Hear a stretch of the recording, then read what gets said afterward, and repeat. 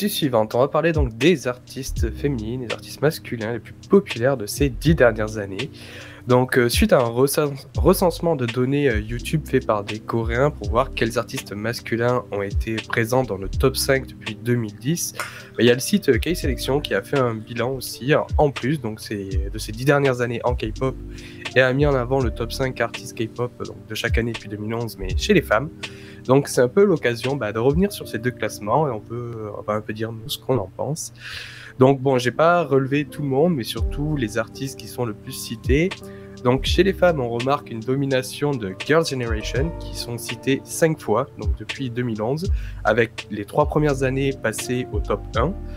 IU qui est 11 fois citée, donc en gros IU elle est là depuis toute la décennie, vraiment, dans tous les top 5, et surtout elle est numéro 1 depuis ces 2 dernières années. Twice qui est cité 6 fois, avec 4 fois le top 1, Blackpink qui est cité 5 fois. Chez les hommes, on retrouve en domination SHINee qui est cité 7 fois, donc il y a eu une grosse absence, mais ils reviennent en 2021 dans le top 5. BTS cité 8 fois avec 7 top 1, dont la seule fois où ils n'ont pas été top 1, c'était leur première année, mais sinon c'est eux qui dominent depuis.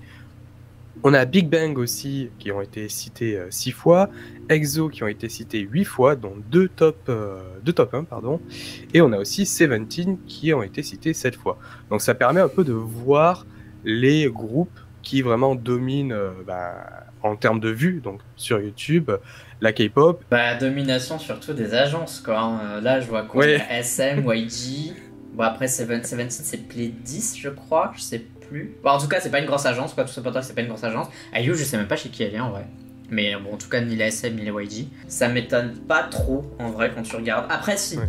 Je veux pas dire, c'est pas qu'il y a des choses qui m'étonnent, mais par exemple, IU, clairement, en l'international, c'est pas que les gens s'en foutent, mais c'est pas loin, quoi. Les gens sont en mode, ok, c'est... Voilà, c'est la star de la Corée, mais on voyait Blackpink, quoi, tu vois, genre c'est un peu ça, quoi. C'est la petite sœur de la nation, IU.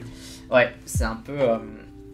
Voilà, c'est un peu ça, quoi. Et Seventeen, j'ai l'impression qu'eux, ils ont quand même... Enfin, ils viennent quand même d'une agence qui est, bon, Play 10, c'est spécial. Et racheté par Big Hit, enfin, Hyde. Ils ont vraiment monté leur truc, je sais pas quoi, petit à petit. Et je pense que c'était pas facile pour un groupe aussi nombreux de s'imposer en Corée. Et les autres groupes, en vrai, ça m'étonne pas, quoi. Genre, c'est des groupes qui sortent des pop, donc genre Girls' Generation, Blackpink, ouais.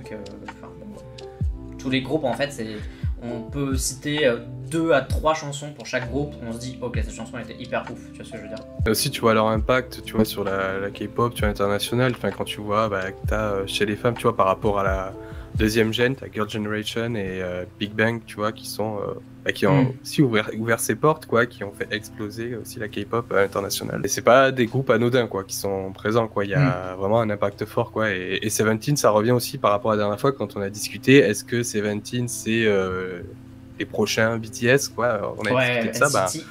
Voilà, il y a cette part ils sont là quand même quasiment tout le temps, quoi, sur cette décennie.